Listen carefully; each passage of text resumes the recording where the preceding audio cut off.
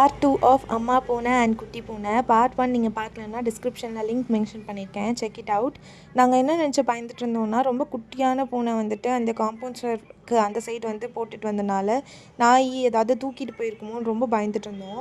But அன்றைக்கி நான் office கிளம்பலான்னு சொல்லிட்டு அஸ் யூஷுவல் என்னோடய ரூமுக்கு வந்தேன். மாடியில் இருக்க ரூமுக்கு வந்து பார்த்ததுக்கப்புறம் தான் எனக்கு பயங்கரமான சர்ப்ரைஸ்.